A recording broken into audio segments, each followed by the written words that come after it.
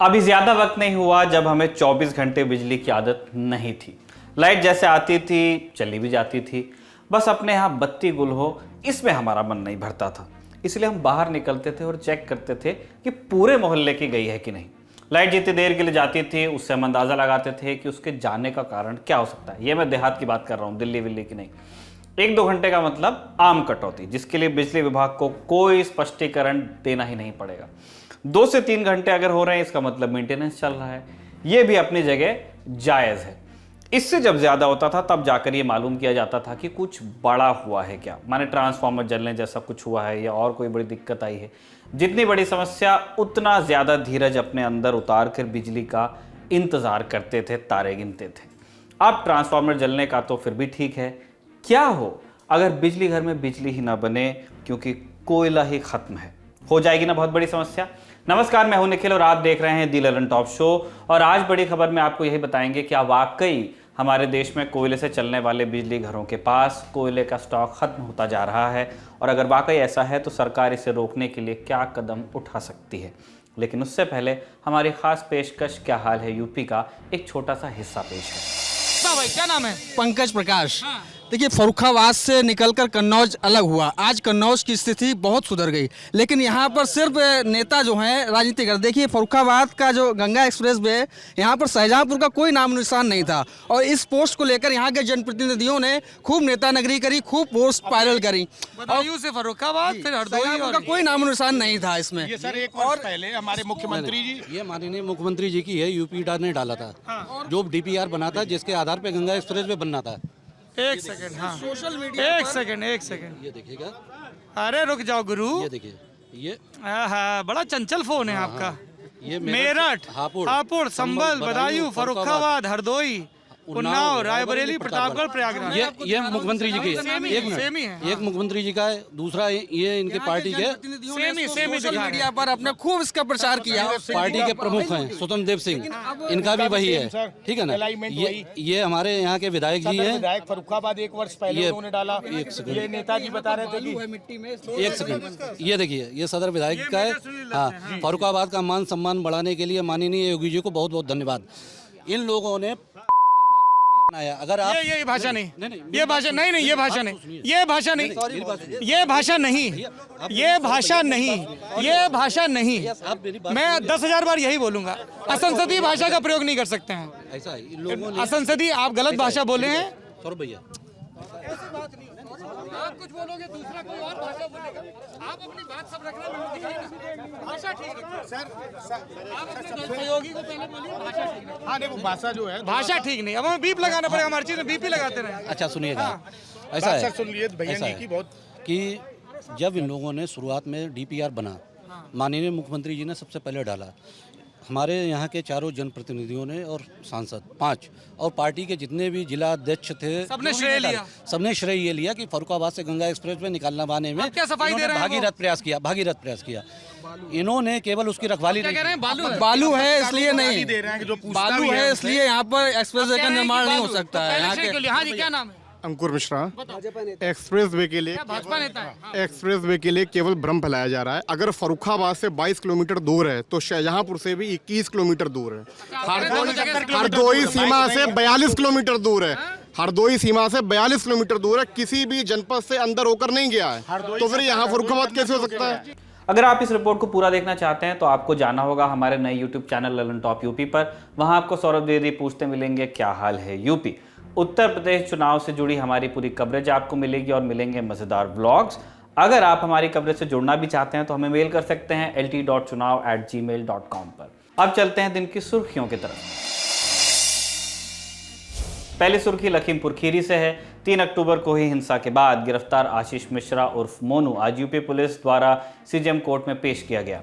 Police ने court से 14 दिन की पुलिस हिरासत मांगी। इस दौरान पुलिस ने कहा कि मोनू मिश्रा से 12 घंटे पूछताछ हो पाई है और उसमें भी उसने कई प्रश्नों के स्पष्ट उत्तर नहीं दिए, इसीलिए 14 दिन की पुलिस हिरासत की जरूरत है। वहीं आशीष के वकील ने कहा कि पुलिस के पास पूछने के लिए जो सवाल थे वो पूछ लिए गए हैं। 12 घंटे की सुनवाई के दौरान सिर्फ एक बार पानी दिया गया। पूछताछ के दौरान अगर पुलिस को पूछताछ ही करनी है तो वो जेल में जाकर भी कर सकती है। दोनों तरफ के दलीलों को सुनने के बाद कोर्ट ने आशीष मिश्रा को 3 दिन की पुलिस रिमांड में भेज दिया। दूसरी तरफ कांग्रेस पार्टी ने आज केंद्रीय गृह राज्य मंत्री अजय मिश्रा टेनी को बर्खास्त करने की मांग को लेकर देश भर में प्रदर्शन किया। लखनऊ में कांग्रेस महासचिव प्रियंका गांधी ने सैकड़ों कार्यकर्ताओं के साथ गांधी प्रतिमा पर मौन व्रत धारण कर प्रदर्शन किया। लखीमपुर मामले को लेकर महाराष्ट्र कांग्रेस, शिवसेना और एनसीपी गठबंधन ने आज बंद का आह्वान किया था। इस दौरान कुछ जगहों पर जबरन दुकानें बंद कराई गई, पथराव और तोड़फोड़ की खबरें भी आईं। इस दौरान महाराष्ट्र सरकार में मंत्री नवाब मलिक ने कहा कि हमारी मांग पर जनता ने अपार समर्थन दिया है। जबरन बंद करवा रहे हैं फिर भी अपार समर्थन दिया है। दूसरी सुर्खी मुंबई से है। ड्रग्स केस में गिरफ्तार किए गए शाहरुख खान के बेटे आर्यन खान की जमानत अर्जी पर सुनवाई के लिए सेशंस कोर्ट ने 13 अक्टूबर की तारीख दी है। यानी कि आर्यन खान को भी आर्थर रोड जेल में 3 दिन और रहना होगा।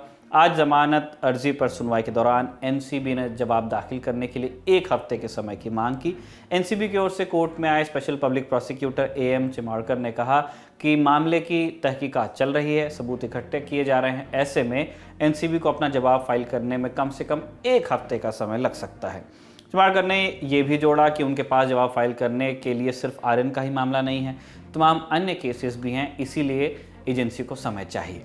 जवाब में आर्यन खान का केस लड़ रहे एडवोकेट अमित देसाई ने कहा कि वो उस शख्स के लिए बेल की मांग कर रहे हैं जिसके पास से किसी तरह की कोई इलीगल चीज़ बरामद ही नहीं हुई, और बेल मिलने से एनसीबी के इन्वेस्टिगेशन पर कोई फर्क नहीं पड़ेगा क्योंकि आर्यन खान पहले ही कस्टडी में 7 दिन बिता चुके हैं।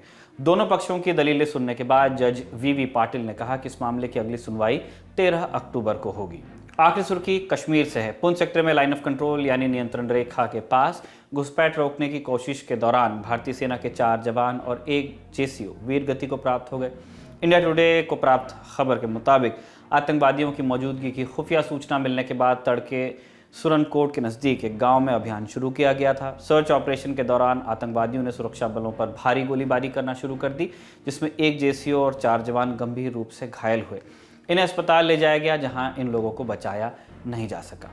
बताया जा रहा है कि ये आतंकवादी एलओसी पार कर चमरेर के जंगल तक पहुंच गए थे। ये जंगल से बाहर न जा सकें इसके लिए इलाके को घेर लिया गया है। एनकाउंटर खबर की तैयारी तक जारी था। जंगल में 3 से 4 आतंकवादियों के छिपे होने की आशंका है। पुंछ के अलावा अनंतनाग और बांदीपोरा से भी सुरक्षा बलों और आतंकवादियों के बीच मुठभेड़ की खबरें आई हैं। दोनों ही जगहों से एक आतंकी के मारे जाने की खबर है। बीते दिनों आतंकी हमलों में 5 आम नागरिकों की हत्या के बाद सुरक्षा बलों ने कार्रवाई तेज कर दी है। पूरे कश्मीर में करीब 570 लोगों को हिरासत में लिया गया है। 5 अक्टूबर को कश्मीर में जिन 3 आम नागरिकों की हत्याएं हुई थी उनमें बिहार के वीरेंद्र पासवान भी थे। वीरेंद्र पासवान गोलगप्पे का ठेला लगाते थे। बाद में ये खबर भी आई कि उनका अंतिम संस्कार श्रीनगर में कर दिया गया क्योंकि परिवार के पास शव ले जाने के पैसे नहीं थे और सरकार की तरफ से मदद मिली नहीं। तो असल में इसकी वजह पैसे न होना था या कुछ और वजह थी? वीरेंद्र पासवान की हत्या के बाद कश्मीर में काम कर रहे बाहरी लोगों के लिए क्या बदला? इन सब पर ललन टॉप की श्रीनगर से ग्राउंड रिपोर्ट देखिए। हमारे साथी सुरेश और अमितेश वहाँ गए थे। तो ये कहा जा रहा है कि प्रशासन की तरफ से मदद नहीं मिली हाँ, और परिवार के पास पैसे नहीं थे घर ले जाने के, इसकी वजह से पैसा का कमजोरी नहीं था। पैसा तो हम लोगों को भी पास था तो उसको ले जा सकता, मगर आदमी का कमी था। पैसे तो उसने डीसी साहब ने बोला जितना खर्च होगा वो हमारा होगा, आप ले जाओ। आदमी का कमी से हमने नहीं ले जाने के लिए नहीं। हाँ, आदमी हमारे पास नहीं था इसलिए हम नहीं गए। 2-3 बंदे थे, 2-3 बंदा हम क्या करता, यहाँ से ले जाता वो पटना में छोड़ता एयरपोर्ट में, फिर वहाँ से फिर ले जाना था ना, वहाँ से हमको बहुत टाइम लगता, कम से कम 10 घंटा लगेगा। इसी वजह से उसको घर वाले को मशवरा किया हमने, तो बोला उसने कोई बात नहीं वहीं पे कर दो। उसका माँ भी बोला, उसका बीबी है, बच्चे है, उसने भी बोला कि ठीक है वहीं पे कर दो, उसका भाई से आगीन दिलवा देना। उसका भाई ने उसको मुक्ति दिया। तो उसका भाई यहीं रहता था? यहीं रहता, इसमें नहीं रहता था, थोड़ा हट के रहता है। उसका भाई ने उसको मुक्ति दिया, भाई के आदेश से ही सब कुछ हुआ और उसका घर वाले से आदेश से, बस इतना ही। और गवर्नमेंट के तरफ से किसी चीज़ में कमजोरी नहीं है, ना प्रशासन का। प्रशासन ने कहा था कि बिल्कुल हाँ, उसने तो हमको डीसी ऑफिस तक ले गया, जब तक हमको संस्कार नहीं हुआ तब तक मेरे साथ है वो, उसका कोई कमजोरी नहीं है, ना डीसी साहब का कोई। गवर्नमेंट की तरफ से हमको बहुत फैसिलिटी था ले जाने का, मगर आदमी का कमी से हमने नहीं ले गए, आदमी मेरे पास नहीं था। 27 साल से आप यहाँ हैं जी सर। पहले क्या इस तरह की चीज़ें यहाँ हुई हैं या इस तरह का डर? मैंने यहाँ 12 साल सर हमने रखा अपना फैमिली को। मैं हिंदू हूँ, 12 साल से फैमिली रखा है इधर, किसी चीज़ का दिक्कत नहीं। हमारा बच्चे यहाँ ही पढ़ते थे। जब यहाँ हालात बिगड़ गया उसके बाद जब यहाँ भागे ना हम, तब से मैंने बच्चे को नहीं लाया। मैं आता जाता हूँ, भागे मतलब बुरहान हम वाली भाग गए ना, हालात बिगड़ गया तो यहाँ लोग हो गए ना भागो भागो। उसी में जो हम भागे ना बच्चे लेके, उसके बाद फिर बच्चे को नहीं लाए। हम आते जाते हैं, 2 महीना 4 महीना काम किया, फिर घर जाते हैं, 1-2 महीना घर में बैठते हैं, फिर आते हैं। ऐसे मेरा आना जाना लगा है यहाँ कोई चीज़ का दिक्कत नहीं है। पब्लिक भी बहुत अच्छे है, माहौल भी अच्छा है। ऐसा नहीं कि हमको कोई किसी चीज़ का दबाव होता है, इधर मत लगा, ये करो वो करो, ये सब यहाँ कुछ नहीं है। यहाँ तो यहाँ का आदमी का जैसा तो हमने देखा ही नहीं कहीं है। पिछले साल कोरोना हुआ ना, लॉकडाउन लग गया, 4 महीने हम लोगों को यहाँ बैठा के खिलाए लोकल आदमी ने। चावल, आटा, गेहूँ, आलू, प्याज, लहसुन, हल्दी, मिर्ची, सब कुछ यहाँ आते थे हमारे पास। घर बैठे, हम मांगने नहीं गए किसी के पास। लॉकडाउन के दौरान आप यहीं थे? यहीं थे हम पिछले साल, हम घर नहीं गए। हमको यहाँ सब खाने पीने का कोई चीज़ का दिक्कत नहीं, सब कुछ हमको घर में ही लोग आके जानते थे ना बहुत कि ये बेचारे को रेडी नहीं चल रहा है, बैठा क्या खाएगा, यहाँ आके खुद ही पहुँचाता था। ऐसे यहाँ आदमी है हिंदुस्तान में। हमारे बिहार में कौन दिया होगा किसको 1 किलो चावल नहीं दिया होगा पड़ोसी को, पड़ोसी। यहाँ हम परदेसी थे, फिर भी यहाँ लोग आके दिया। ऐसा यहाँ माहौल है। ये बात नहीं कि माहौल ख़राब है, ख़राब माहौल नहीं है। यहाँ आदमी बहुत अच्छे है, बहुत अच्छे। ये पूरी रिपोर्ट आपको ललन टॉप के YouTube चैनल पर मिलेगी। घाटी के मौजूदा हालात पर और भी रिपोर्ट्स आपको देखने को मिलेंगी। ये थी सुर्खियां। अब चलते हैं दिन की बड़ी खबर की तरफ। मोबाइल फुल चार्ज कर लो क्योंकि 4 तसला कोयला बचा है। सुबह से 25 लोग आपको मैसेज भेज चुके होंगे। आप में से कई लोगों ने इससे हंसकर टाल भी दिया होगा, लेकिन कुछ होंगे जिन्होंने इस जोक को उन खबरों से जोड़कर देखा होगा जिनमें कहा जा रहा है कि भारत के ताप विद्युत गृहों में यानी कि coal fired thermal power plants में कोयले का भंडार लगातार कम होता जा रहा है। सरकार भरोसा दिला रही है कि देश में कोयले की कोई कमी नहीं है और ना ही बिजली घरों को बंद होने दिया जाएगा। आप अगर बीते सालों की खबरें टटोलेंगे तो आपको साल दर साल ये कहानी घटती मिलेगी। अखबार सरकार के ही डेटा के आधार पर ये खबरें करते हैं कि देश के इतने बिजली घरों के पास फलां दिनों तक का ही कोयला भंडार बाकी है। सरकार पहले इन खबरों को खारिज करती है, फिर जब हंगामा बढ़ने लगता है तो फिर एकदम से 3-4 बैठकें होती हैं, खबरें छपती हैं कि बिजली संकट पर ऊर्जा मंत्री ने की बैठक, अधिकारियों को दी सख्त हिदायत वगैरह वगैरह। और जब ये खेल पूरा हो जाता है तब कोयला भंडार और बिजली संकट जैसे विषय हमारे दिमाग से गायब होने लगते हैं। लेकिन फिर हमारे सामने देश के ऊर्जा मंत्री आर.के. सिंह का बयान आता है इस साल का, इसी महीने का, जिसमें वो कह देते हैं कि इस साल स्थिति कहीं ज़्यादा गंभीर है। इंडियन एक्सप्रेस को दिए एक इंटरव्यू में आर.के. सिंह ने कहा था कि बिजली की मांग कुछ नीचे आने के बाद स्थिति सुधर सकती है, लेकिन अनिश्चितता बनी रह सकती है। 40 से 50 हज़ार मेगावाट क्षमता वाले बिजली घरों के पास 3-3 दिनों का कोयला भंडार बचा है। अगले 5-6 महीने मुश्किल भरे हो सकते हैं। हम जानते हैं कि दिवाली में बिजली की मांग छप्पर फाड़ देती है, हर साल का केस है। तो क्या वाकई आपको दिवाली दियों की रोशनी में मनानी पड़ सकती है इस साल? हम इस सवाल का जवाब देने की या ढूंढने की कोशिश करेंगे। पहला सवाल तो यही है कि कोयले से आने वाली बिजली हमारे लिए कितनी ज़रूरी है। हम बचपन से निबंध में लिखते आ रहे हैं कि कोयला जलाने से प्रदूषण होता है। सरकार ऊर्जा के गैर पारंपरिक स्रोतों को बढ़ावा दे रही है। पानी से बिजली बन रही है, हवा से बिजली बन रही है, धूप से बिजली बन रही है, ज़मीन के अंदर से भाप निकल रही है, उससे भी बिजली बन रही है। ये सारी बातें अपनी जगह पे सही हैं, लेकिन ये तथ्य है कि 2021 में भी हमें ज़्यादातर बिजली मिलती है कोयले से ही। भारत के पास अभी कुल 388 गीगावाट बिजली बनाने की स्थापित क्षमता है। मतलब हम चाहें तो इतनी बिजली हर घंटे बना सकते हैं। अब इसमें से करीब 209 गीगावाट बिजली हमें ताप विद्युत ग्रहों से मिलती है, माने कोयले से। अब ये ज़रूरी नहीं है कि हमारे पास अगर 388 गीगावाट की क्षमता है तो हमें उतनी ही ज़रूरत हमेशा पड़े। मौसम और दूसरे कारक जैसे औद्योगिक गतिविधि कितनी हो रही है, इंडस्ट्री कितनी चल रही है, इसके हिसाब से बिजली की मांग ऊपर भी जाती है, नीचे भी आती है। कोयला मंत्री ने कहा है कि फिलहाल भारत में मांग 170 से 180 गीगावाट के आसपास है। ये 200 गीगावाट के आसपास भी जा सकती है। तो फिलहाल भारत में सभी स्रोतों से होने वाला उत्पादन इसी मांग को ध्यान में रखते हुए किया जा रहा है। 200-इश गीगावाट जो आपकी डिमांड है उसके हिसाब से इस उत्पादन में कोयले की हिस्सेदारी 66.4% के करीब है। इसका मतलब हमें मिलने वाली 2/3 बिजली फिलहाल कोयले से ही आती है। इस तरह हम समझ सकते हैं कि कोयले से आने वाली बिजली हमारे लिए बहुत बहुत ज़रूरी है। एक और बात, आप हमें कई बार गीगावाट कहते हुए सुनेंगे। अब ये कितना होता है? 1 गीगावाट होता है 1000 मेगावाट के बराबर, और 1 मेगावाट का मतलब होता है 1 अरब वाट। नहीं समझ में आएगा? एग्जाम्पल से समझते हैं। अगर आपके पास 1 मेगावाट बिजली का स्रोत है तो आप उससे 100 वाट वाले 1 करोड़ बल्ब जला सकते हैं। जो गणना हमने आपके लिए बल्ब को लगा के की है, वही आप पंखे, फ्रिज, कूलर वगैरह के लिए भी कर सकते हैं, एक घर के लिए भी कर सकते हैं चाहे तो। अब आते हैं दूसरे सवाल पर, क्या हम कोयले की कमी से जूझ रहे हैं? भारत आज जितने कोयले की खपत करता है उसके हिसाब से देखें तो हमारे पास इतना कोयला है अभी भी जो एक सदी तक हमारा साथ दे सकता है, मतलब 2000 क्या होगा 121।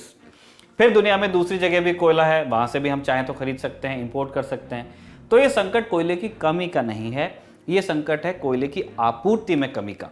अगर ये समझ जाएंगे तो ये पूरा संकट आप समझ सकते हैं, और ये भी कि इसका जिम्मेदार कौन है, किसे पकड़ना चाहिए आपको। पावर जनरेशन के संदर्भ में अगर आप देखें तो आपके पास कोयला ज़मीन में कितना है उससे फ़र्क नहीं पड़ता है, फ़र्क पड़ता है इस बात से कि आपके पास कितना कोयला ऐसा है जिसकी खुदाई आप कर चुके और उसमें से कितना कोयला आप बिजली घर के पास पहुंचा चुके। और ये कोयला भी दो तरह से भारत में बिजली घरों के पास पहुंचता है। पहला, हमारे देश की खदानों से, जिनमें से ज़्यादातर या तो कोल इंडिया चलाती है या फिर उसकी सब्सिडरीज, या फिर कोल इंडिया द्वारा निजी कंपनीज को कई खदानें लीज पे दी गई हैं, वहाँ से। दूसरा है इंपोर्ट, आयात, जहाज से कोयला हमारे बंदरगाहों पे पहुंचता है, वहां से मालगाड़ी पे लाद के बिजली घर तक लेके जाते हैं। इन दोनों तरीकों से जो कोयला बिजली घर के पास पहुंचता है उसके यार्ड में रखा रहता है, उसी के आधार पे ये कहा जाता है कि इतने दिन का कोयला अभी बाकी है, इतने दिन का कोयला नहीं है। तीसरा सवाल, कितना कम कोयला वाकई कम होता है? बिजली घरों में कोयले के न्यूनतम स्टॉक को लेकर कोई कानून या नियम की बंदिश नहीं, लेकिन सरकार सुझाव की भाषा में ज़रूर कहती है कि हर बिजली घर को 14 दिन का कोयला भंडार अपने पास रखना चाहिए, 2 हफ्ते का। अब ये स्वाभाविक ही है कि हर पावर प्लांट अपने यार्ड में 14 दिन का भंडार लगातार बनाए रखे, ये ज़रूरी नहीं है। कभी कभी 14 दिन से नीचे भी हो सकता है। हम आपको सरकार द्वारा जारी डेटा बताएं, उससे पहले ये ज़रूरी है कि आप ये समझें कि सरकार के डेटा को समझना कैसे है।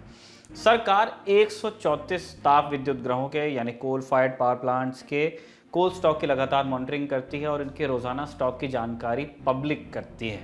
ये जानकारी मौजूद होती है नेशनल पावर पोर्टल पर अपलोड होने वाली डेली कोल रिपोर्ट्स में। जब हमने पोर्टल से जानकारी चाही तो वहाँ 7 अक्टूबर तक के आंकड़े मौजूद थे, उसके बाद के नहीं थे। इस रोज़ यानी 7 अक्टूबर को 134 में से 110 ताप विद्युत ग्रहों के पास कोयले का स्टॉक क्रिटिकल या सुपर क्रिटिकल स्थिति में था। 1 अक्टूबर को यह स्थिति 104 ताप विद्युत ग्रहों में थी। इसका मतलब एक हफ्ते में स्थिति खराब हुई है, 6 और संयंत्रों में कोयला कम हुआ है। क्रिटिकल से आप समझ सकते हैं चिंताजनक स्थिति, और सुपर क्रिटिकल को बेहद चिंताजनक कहा जा सकता है। वैसे दर्शक ये जान लें कि यह अनुवाद हमने आपकी समझ की आसानी के लिए किया है। सरकार इस एग्जैक्ट शब्दावली का इस्तेमाल हिंदी में नहीं करती है, और न ही इसका मतलब यह होता है कि 110 प्लांट्स कल बंद हो जाएंगे। इससे बस ये मालूम चलता है कि इन कारखानों के पास उतना कोयला नहीं है जितना होना चाहिए, और ये क्रिटिकल और सुपर क्रिटिकल की कैटेगरीज 3 और कैटेगरीज में बटी हुई हैं। उससे हम समझते हैं कि कोयला अगर कम है तो वो क्रिटिकल है, बहुत कम हो गया है, 2 या 3 दिन का बचा हुआ है तो सुपर क्रिटिकल। ये इस बात पे भी डिपेंड करता है कि कोयला से चलने वाला जो विद्युत संयंत्र है वो खदान से कितना दूर है। अगर खदान के बिल्कुल पास है तो उसका क्रिटिकल और सुपर क्रिटिकल स्टॉक कम होगा। अगर वो बहुत दूर है तो उसका क्रिटिकल और सुपर क्रिटिकल स्टॉक ज़्यादा होना चाहिए। क्यों? क्योंकि वहाँ तक के कोयला ले जाने के लिए भी आपको कुछ वक्त लगेगा, इसलिए ज़्यादा दिनों का स्टॉक आपके पास होना चाहिए। इन 110 प्लांट्स के पास कोयला कितना कम है ये हम आपको और तफसील से बताएंगे। 7 अक्टूबर की डेली कोल रिपोर्ट के मुताबिक क्रिटिकल और सुपर क्रिटिकल स्टॉक वाले 110 संयंत्रों में से 16 बिजली घरों के पास एक भी दिन का कोयला नहीं था, 0 स्टॉक खत्म। 30 बिजली घरों के पास 1 दिन का कोयला था, 18 बिजली घरों के पास 2 दिन का कोयला था, 19 बिजली घरों के पास 3 दिन का था, 9 के पास 4 दिन का था, 6 के पास 5 दिन का था, 10 के पास 6 दिन का था।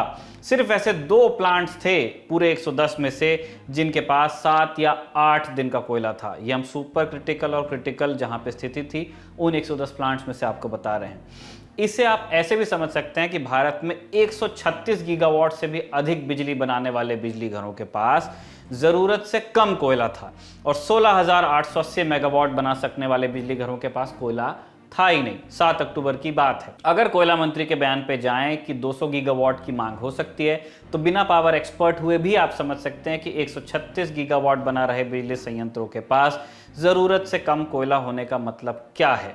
माने स्थिति वाकई क्रिटिकल और सुपर क्रिटिकल है, या सीक्रेट गेम्स की भाषा में कहें तो देश संकट में है।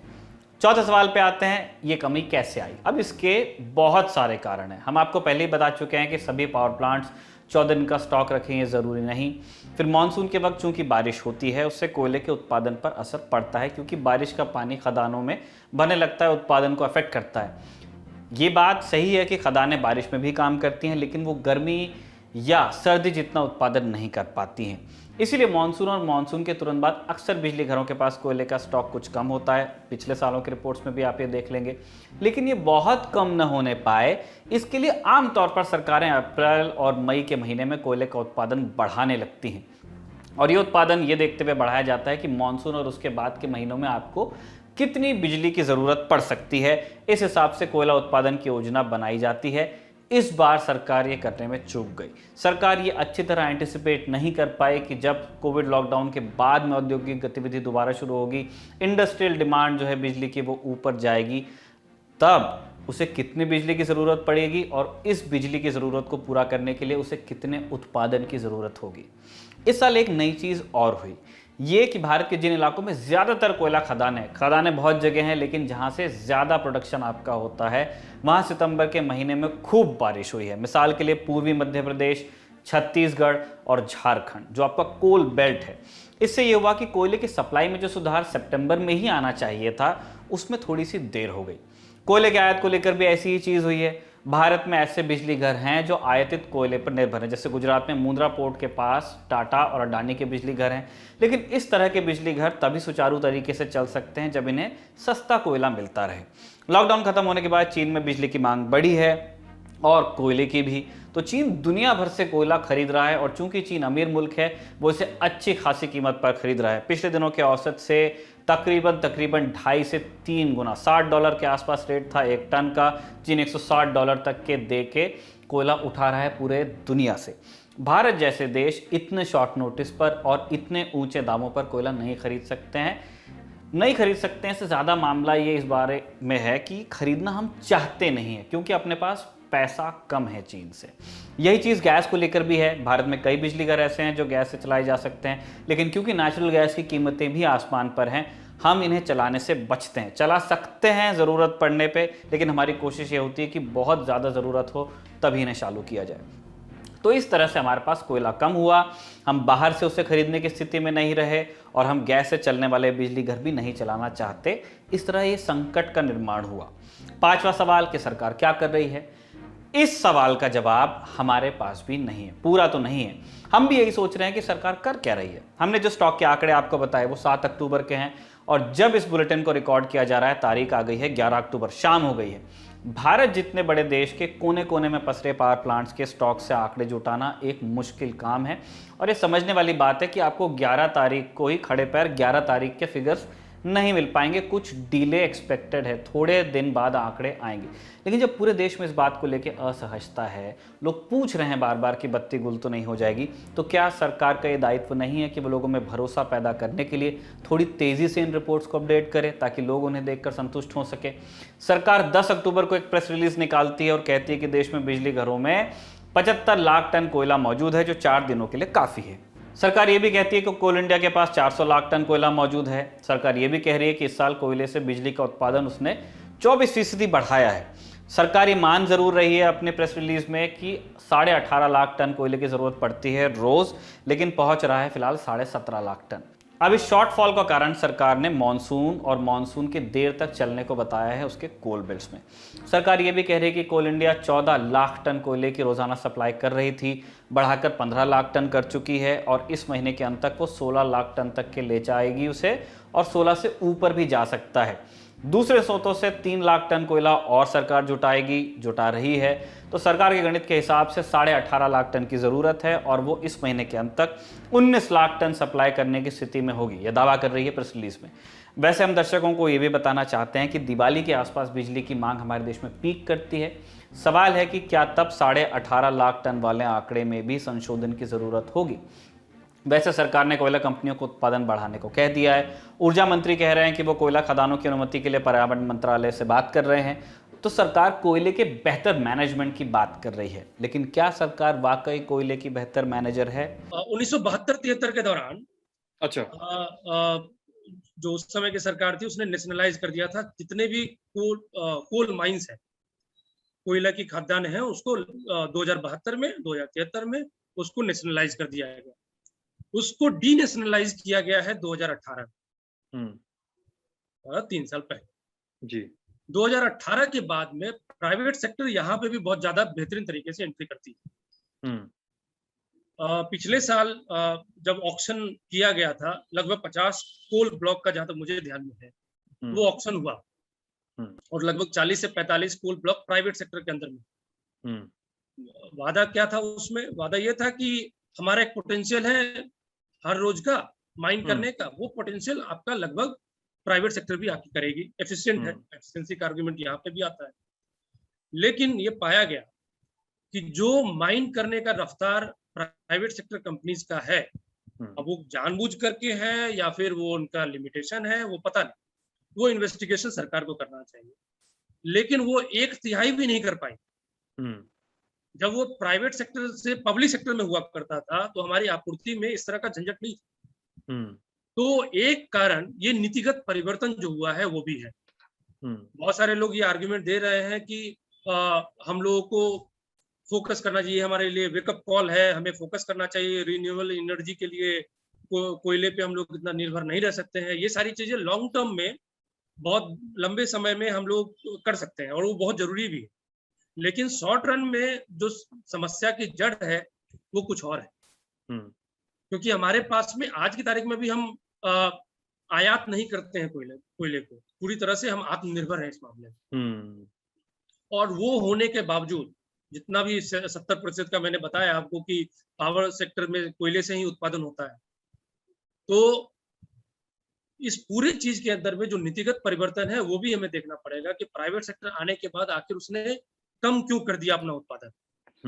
उसमें मामला ये है कि प्राइवेट सेक्टर को जब कोल ब्लॉक एलोकेट किया गया तो उस समय में वो उसको कहते हैं captive coal blocks. Captive coal blocks का मतलब ये हुआ कि जो उनका अपना रिक्वायरमेंट, जैसे कोई कंपनी एबीसी है तो एबीसी का अपना रिक्वायरमेंट है पावर सेक्टर में, तो उतना वो अपना माइन करके निकाल लेगी।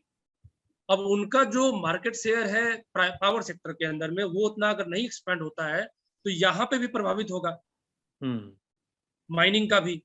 तो अब 3 दिन पहले सरकार ने ये अलाउ कर दिया है कि अब आप जो माइन करेंगे उसका 50% ओपन मार्केट में बेच सकते हैं। तो अब यहाँ पे देखिए, सरकारी खाद्यान्न को आपने बेचा प्राइवेट कंपनी को, प्राइवेट कंपनी सप्लाई को कम कर दी, एक क्राइसिस पैदा हुआ। क्राइसिस पैदा होने के बाद उसको सप्लाई प्राइवेट सेक्टर ही करेगी और आप अपने ही सामान जो उसको आपने बेचा उसको आप ऊंची कीमत को उसी से खरीदेंगे। वैसे आज गृह मंत्री अमित शाह ने ऊर्जा मंत्री आर के सिंह, कोयला मंत्री प्रहलाद जोशी, कोयला मंत्रालय के सचिव, ऊर्जा मंत्रालय के सचिव और एनटीपीसी के आला अधिकारियों के साथ बैठक की है। नेशनल थर्मल पावर कॉरपोरेशन, जो कि देश में ताप विद्युत जो बनती है उसके सबसे बड़े उत्पादकों में से एक है, इनफैक्ट सबसे बड़ा ही है एनटीपीसी, उसके अफसर भी आए थे। चर्चा आसन्न बिजली संकट पर ही हुई है। सरकार बार बार जोर देकर कह रही है कि बिजली का संकट नहीं है, ना ही होने दिया जाएगा। लेकिन फिर हमारे सामने आती हैं खबरें जिनमें देश के अलग अलग हिस्सों में बत्ती गुल होने के खतरे की बात है, कुछ जगह हुई भी है। पंजाब में Punjab state power corporation limited ने कोयले की कमी के चलते बिजली उत्पादन को कम किया है। 13 अक्टूबर तक के कंपनी ने कहा है कि 3 घंटे तक की बिजली कटौती वो करेगी, 3 घंटे तक। केरल के ऊर्जा मंत्री के कृष्णकुट्टी ने 10 अक्टूबर को कहा कि 4 बिजली घर उन्होंने बंद किए हैं, लोड शेडिंग की नौबत आ सकती है। राजस्थान में घंटे घंटे भर की लोड शेडिंग जारी है। दिल्ली में Tata power distribution limited TPDDL कह चुकी है 10 तारीख को ही कि लोड शेडिंग करने की ज़रूरत पड़ सकती है, क्योंकि जहां से कंपनी बिजली खरीद के दिल्ली लाती है वहां कोयले का स्टॉक कम होता जा रहा है। तो तस्वीर इतनी भी रंगीन नहीं है जितनी सरकार आपको दिखाना चाहती है। भाजपा के ही समर्थन से बिजली सरकार चला रहे नीतीश कुमार कह रहे हैं कि बिहार में बिजली संकट है, मगर वैकल्पिक व्यवस्था से सरकार मांग पूरी कर रही है। पहले एनटीपीसी और अन्य निजी कंपनियों से बिजली की जितनी आपूर्ति बिहार को होती थी उसमें कमी आई है, ये नीतीश कुमार का स्टेटमेंट है। तो मॉरल ऑफ द स्टोरी क्या है? मॉरल ऑफ द स्टोरी ये है कि देश में बिजली उत्पादन ठप नहीं हुआ है, लेकिन प्रभावित जरूर हुआ है, ये फैक्ट है। सरकार के सामने जो चुनौती आई है वो हवाई नहीं है, बड़ी चुनौती है। मॉनसून, लॉकडाउन खत्म होने पर औद्योगिक गतिविधि में अपटिक और अंतर्राष्ट्रीय कीमतों पर काबू नहीं किया जा सकता है। लेकिन ऐसी ही स्थितियों का अंदाज़ा लगाने और उनसे निपटने के लिए योजना बनाना सरकार का काम है। इसीलिए हम उसे चुनते हैं, इसीलिए उसके पास बाबू होते हैं, इसीलिए इतने मंत्रालय हैं, इसीलिए इतने विशेषज्ञ हायर किए जाते हैं। अगर बावजूद इसके हम हमेशा क्राइसिस खेलते रहें तो दिक्कत है, और ज़रूरी है कि इस दिक्कत को स्वीकारा जाए, तभी इसे एड्रेस किया जा सकेगा। बड़ी खबर में बस इतना ही। अब इस मसले पर कू की राय। इस सेगमेंट में हम सोशल मीडिया पर लोगों से उनकी राय या किसी पोल के जरिए उनका रुझान जुटाने की कोशिश करते हैं। आज का सवाल ये था कि क्या आप अपने शहर में परमाणु विद्युत संयंत्र लगवाने के लिए तैयार होंगे। कू पर 76% लोगों ने कहा हाँ, ना कहने वाले हैं 24%। हम ये भी बताना चाहते हैं कि हमने ये सवाल दर्शकों के सामने, अपने रीडर्स के सामने रखा क्यों। कारण ये है कि जिस तरह का विद्युत संकट हमारे सामने है, या जिस तरह का संकट आने वाले दिनों में हमारे सामने आ सकता है, कोयला हम जलाना नहीं चाहते हैं, रिन्यूएबल्स हमारे पास आए नहीं हैं, उसके एवज में ये कहा जाता है कि परमाणु विद्युत संयंत्र अगर ज़्यादा से ज़्यादा लगाए जाएं तो एक स्टॉप गैप अरेंजमेंट मौजूद हो सकता है हमारे पास में, ये एक रास्ता बताया जाता है। लेकिन ये कहने वाले साथ में ये बताना नहीं भूलते हैं कि जब जब बात होती है कि ऐसा कोई प्लांट लगाया जाए, कोई उसे अपने बैकयार्ड में चाहता नहीं। इसलिए हमने इसको पूछा था। अगर आप भी कूपर हमारे पोस्ट का हिस्सा बनना चाहते हैं तो कूपर दी ललन टॉप को फॉलो कर सकते हैं। पोल के नतीजे हम दी ललन टॉप शो में इसी तरह दिखाते रहेंगे। हम कूपर आपसे अलग अलग मुद्दों पर आपकी राय भी मांगते रहेंगे। अगर आप अपनी राय में देना चाहते हैं तो कॉमेंट बॉक्स में लिख सकते हैं, या #LTShowOnCoo के साथ कू करके भी बता सकते हैं। हम उसे भी दी ललन टॉप शो में शामिल करेंगे। आज के लिए बस इतना ही। देखते रहिए दी ललन टॉप। कल आपसे फिर मुलाकात होगी।